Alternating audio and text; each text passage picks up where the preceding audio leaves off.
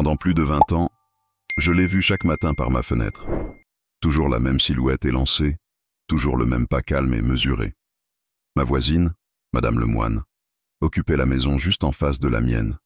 Une bâtisse ancienne, aux volets verts souvent clos, avec un jardin entretenu de manière quasi obsessionnelle. Elle ne parlait presque à personne, ne recevait jamais de visite, et pourtant, elle n'avait rien de repoussant. Au contraire, elle dégageait une forme d'élégance discrète, comme sortie d'une autre époque. Les rares fois où nos regards s'étaient croisés, elle m'avait simplement souri, polie, distante. Une fois, elle m'avait salué, d'un geste lent, presque cérémonieux. C'était il y a des années. Depuis, rien d'autre qu'un silence bienveillant entre nos maisons. Je m'étais habitué à sa présence muette. Elle faisait partie du décor, comme les platanes qui bordaient la rue. Le genre de personne qu'on finit par ne plus remarquer, jusqu'au jour où quelque chose cloche. Ce jour-là, c'était un mardi matin de septembre. J'étais sorti plus tôt que d'habitude pour promener mon chien. Le quartier était encore engourdi, baigné dans cette lumière dorée que seule la fin de l'été sait offrir.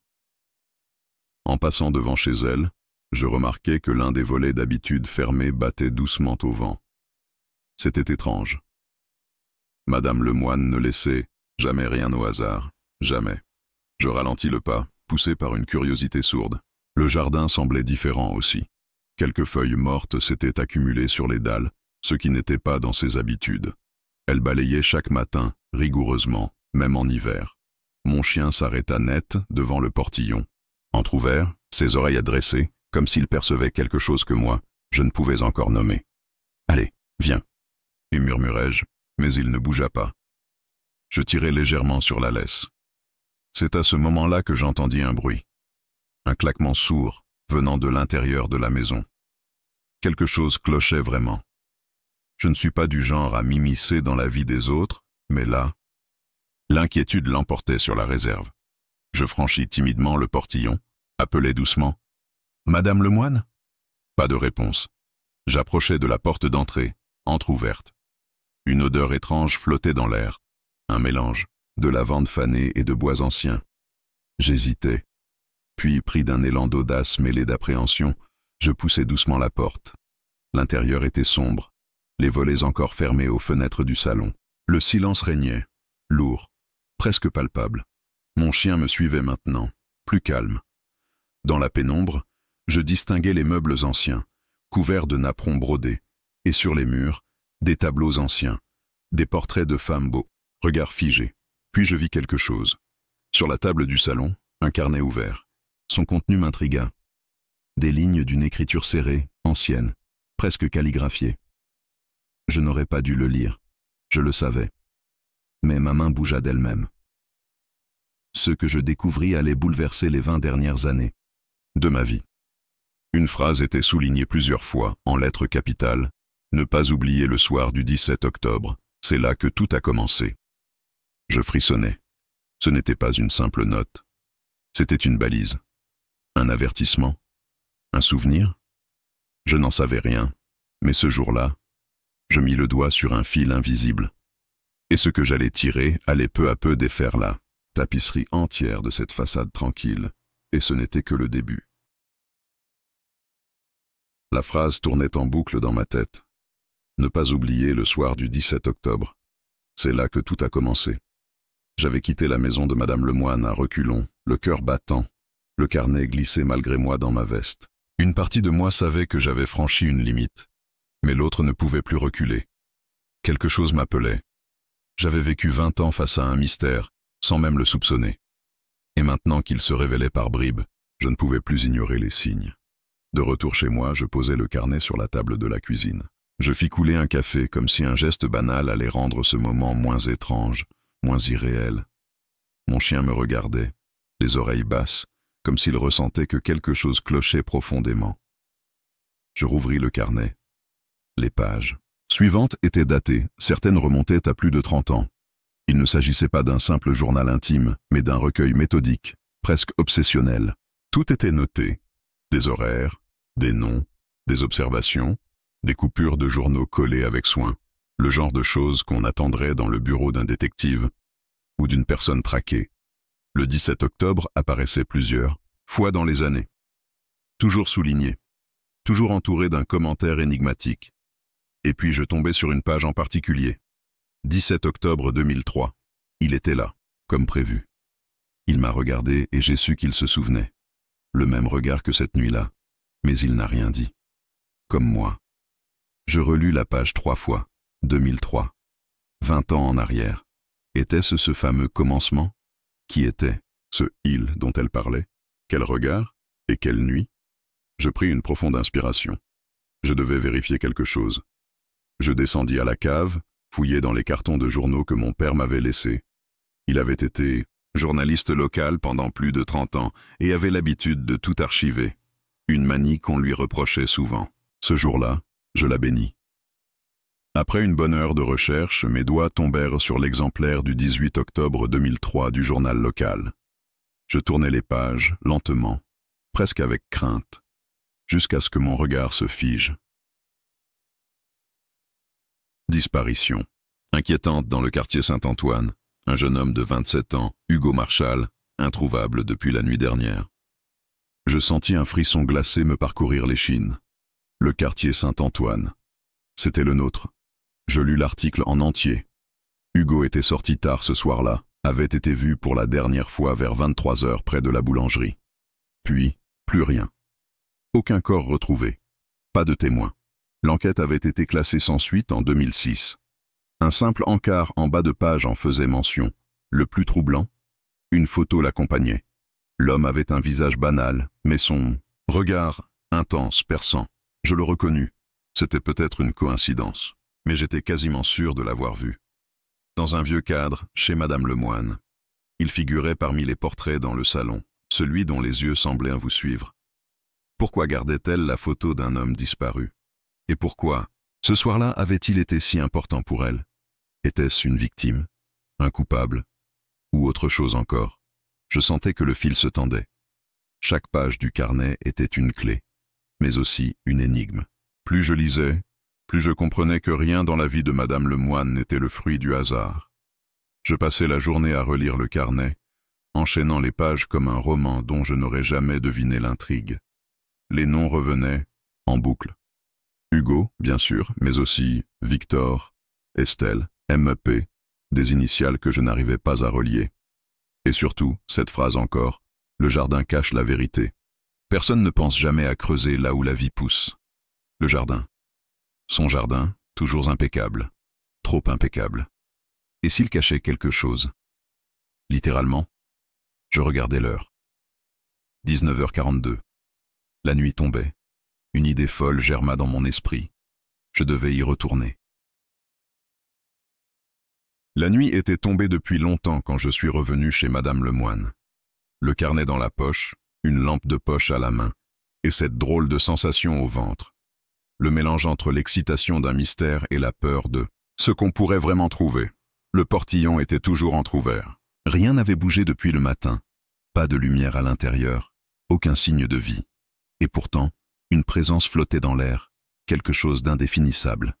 Mon cœur battait plus fort à chaque pas sur les dalles du jardin. Je contournais la maison jusqu'à l'arrière, là où se trouvait le fameux jardin, si parfaitement entretenu qu'on aurait cru une exposition de botanique. Des haies, taillées au millimètre près, des rosiers en ligne droite, un carré de légumes que personne n'avait jamais vu Madame Lemoine récolter. C'est là que je m'arrêtais, devant un massif de lavande, parfaitement aligné. Une rangée entière, au sol meuble, comme récemment retournée, ou entretenue avec trop d'ardeur. Je repensais à cette phrase dans le carnet. Le jardin cache la vérité. Personne ne pense jamais à creuser là où la vie pousse. Je sortis une petite pelle de mon sac. Je n'étais pas venu les mains vides. Ce que je m'apprêtais à faire me terrifiait, mais je ne pouvais pas reculer. Le mystère avait déjà trop d'emprise sur moi. Je commençais à creuser doucement, écartant les racines de lavande avec précaution. À une quinzaine de centimètres, la terre changea légèrement de texture, moins meuble, plus humide. Et puis, un son creux. Mon sang se glaça. Je dégageais plus de terre. Mes doigts heurtèrent quelque chose de lisse. Du plastique? Non, du bois. Un coffret, noirci par le temps, à moitié décomposé. Je l'extrayais lentement.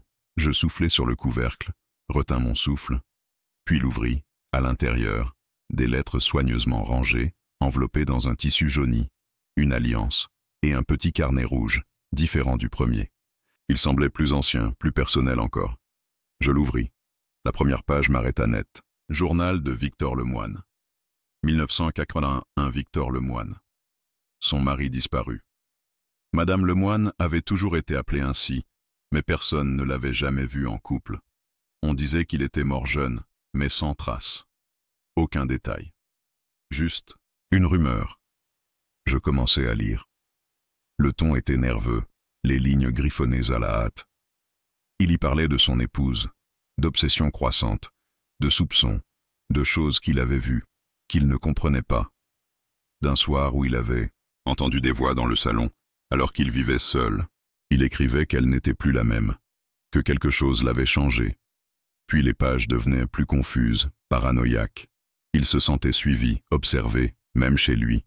La dernière note, presque illisible, disait « Si tu lis ceci, c'est que tu as compris. Elle n'est pas ce qu'elle prétend être. Personne ne veut me croire. Elle m'efface lentement, comme si je n'avais jamais existé. » Je refermai le carnet, le cœur battant à tout rompre. Elle l'avait enterré. Pas lui, mais ses mots, ses doutes, sa mémoire. Pourquoi cacher ça? Pour le protéger? Pour effacer une vérité? D'un coup, un bruit derrière moi.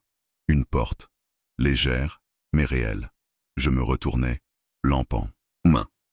La silhouette fine de Madame Lemoine se découpait dans l'encadrement de la porte arrière.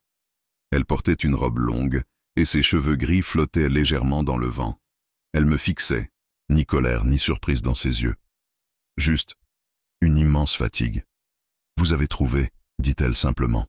Je ne savais pas quoi répondre. Elle s'avança lentement, sans agressivité. Je savais qu'un jour quelqu'un viendrait. Je pensais que ce serait plus tôt, ou plus tard. Mais jamais vous. Je déglutis difficilement. Qu'est-ce que tout ça veut dire? Pourquoi avoir caché tout ça?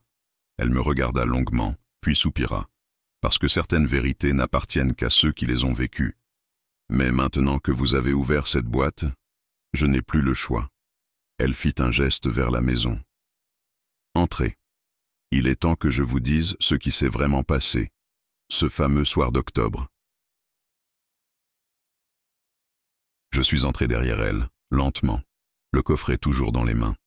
La maison paraissait différente maintenant, plus vivante, mais aussi plus lourde, comme si chaque meuble, chaque cadre, chaque tapis portait en lui un morceau du passé, qu'elle allait enfin révéler. Madame Lemoine s'assit dans le vieux fauteuil du salon, près de la lampe à abat-jour jaune qui diffusait une lumière douce et tremblotante. Elle me désigna le fauteuil d'en face, en silence. Je m'assis, le cœur battant encore plus vite que dans le jardin.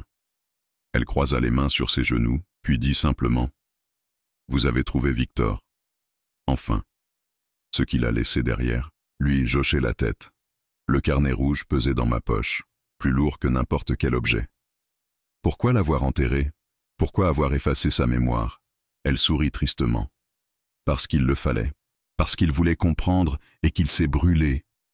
Vous êtes comme lui. Vous posez les mauvaises questions, et à force de creuser, vous allez réveiller des choses qu'il aurait mieux valu laisser dormir. Je me redressai. Qu'est-ce qui s'est passé le 17 octobre? En 2003? Et avant? Hugo Marchal, Victor, ce jardin? Ça ne peut pas être un simple hasard. Elle prit une inspiration longue, presque douloureuse. Le 17 octobre est la nuit où j'ai cessé d'être seul, ou du moins, la nuit où j'ai cessé d'appartenir uniquement à ce monde. Je fronçai les sourcils.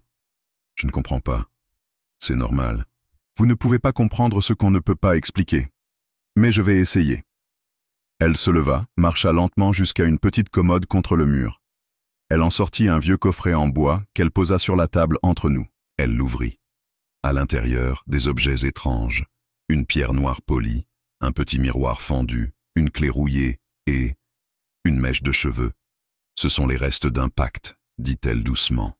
Un pacte que j'ai fait il y a longtemps, bien avant que vous n'emménagiez ici. Un pacte? Avec qui? Pas avec qui. Avec quoi? Son regard était devenu plus dur, plus fixe. J'ai perdu mon enfant en 1980, morte-née. Je n'ai jamais vraiment surmonté ça. Victor a fait ce qu'il a pu, mais j'étais brisé. Jusqu'au jour où j'ai reçu cette lettre. Une invitation, un rituel, un moyen, disait-on, de reprendre ce qu'on m'avait enlevé. Je sentis ma gorge se nouer. Vous avez fait un rituel occulte? Oui. Et ça a marché, d'une certaine manière. Elle montra la pierre noire. Ce n'est pas une pierre. C'est un fragment de quelque chose d'autre. Je l'ai enfoui dans le jardin. Et à partir de ce moment-là, les choses ont changé. Je restais muet. Tout cela semblait fou, inconcevable. Victor l'a compris trop tard. Il a commencé à voir des choses, entendre des voix. Ce n'était pas dans sa tête, ajouta-t-elle. C'était réel. C'était le prix. Chaque année, au mois d'octobre, la chose revenait, et elle prenait. Je me levais, les mains moites. Attendez. Vous êtes en train de me dire que cette entité réclame quelque chose chaque année? Pas chaque année, tous les 20 ans. Le cycle est long, mais implacable. Un long silence. Et Hugo Marchal? Demandai-je. Il est venu frapper chez moi, un soir. Il était blessé, affolé. Il fuyait quelque chose. Je crois qu'il l'a vu. La chose. Et elle l'a pris. Pas parce qu'il était destiné à ça. Juste parce qu'il était au mauvais endroit, au mauvais moment. Je me passais la main sur le visage. Alors pourquoi rester ici? Pourquoi entretenir le jardin comme un sanctuaire? Elle me regarda avec une expression que je ne saurais décrire. De la tristesse, de la résignation, mais aussi un soupçon d'espoir. Parce que je crois que vous êtes différent. Parce que vous avez vu, vous aussi, et que vous êtes encore là. Je sentis une sueur froide me parcourir le dos. Qu'est-ce que vous attendez de moi?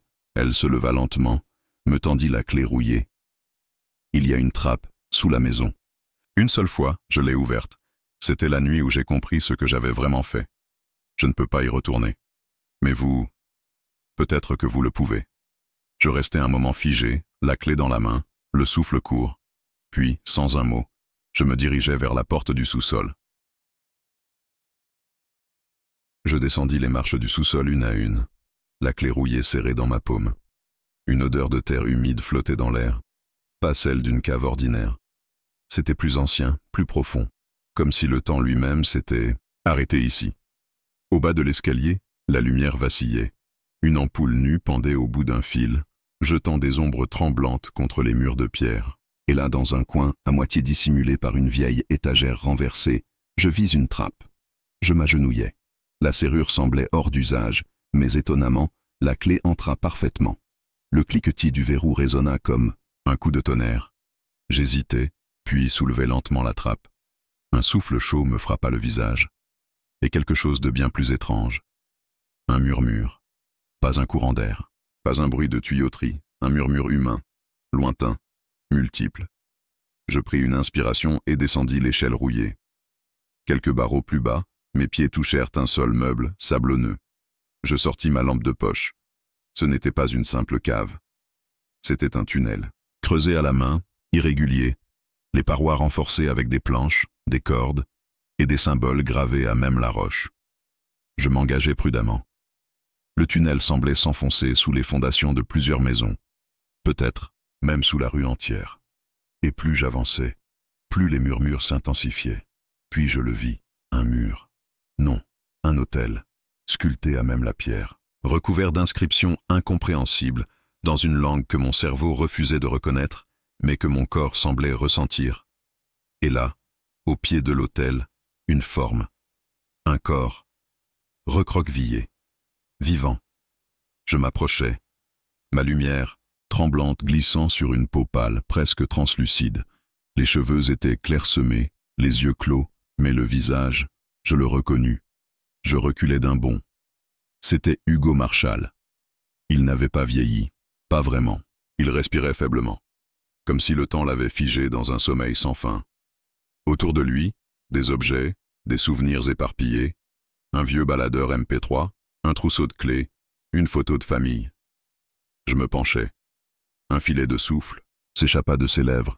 Il murmura « Elle, attends !» Derrière moi, un grondement sourd. Pas un bruit physique, un appel. Quelque chose se réveillait dans l'obscurité. Je levai la lampe. Une fissure s'ouvrait dans la paroi, derrière l'autel, lentement, comme une bouche gigantesque émergeant de la pierre. Et alors je la vis, pas une créature, pas une forme définie, mais une présence, comme un amas d'ombres mouvantes, de souvenirs déformés, Dieu sans fin. Elle n'avait pas besoin de parler, elle savait que j'étais là. Et moi, je compris. Le pacte. Ce n'était pas une simple offrande, c'était un lien, une transmission. Tous les 20 ans, elle choisissait. Et cette fois, ce n'était pas Hugo, c'était moi. Je reculai, le cœur battant si fort que je crus m'évanouir. Une main glacée frôla mon épaule. Où était-ce mon imagination? Je n'en savais rien. Mais au fond de moi, une décision s'imposa. Je saisis Hugo sous les bras, le tirai avec toute la force du désespoir. Le tunnel tremblait. La lumière de ma lampe clignotait. Les murmures devenaient des cris étouffés. Je n'avais que quelques secondes. Je remontai l'échelle, tirant son corps semi-conscient derrière moi. La trappe se referma avec un bruit sec. Et dans le silence qui suivit, plus aucun bruit. Comme si tout s'était arrêté. Ou endormi. Madame Lemoine était toujours dans le salon. Lorsqu'elle vit Hugo, son visage se décomposa. Ce n'est pas possible. Tu l'as ramené? Il est en vie. Mais il n'est pas le même. Rien ne sera plus jamais pareil. Elle s'effondra dans son fauteuil, tremblante. Alors c'est vous, dit-elle. C'est vous qu'elle a choisi. Pas lui. Elle veut un gardien, maintenant. Pas une victime. Je compris alors ce qu'elle voulait dire. Le lien n'était pas rompu. Il avait juste changé de forme. Je suis retourné chez moi cette nuit-là, mais je n'ai pas vraiment dormi. Depuis, je sens sa présence. Sous la terre, sous ma maison. Elle veille. Et moi aussi. Je suis devenu le gardien du silence.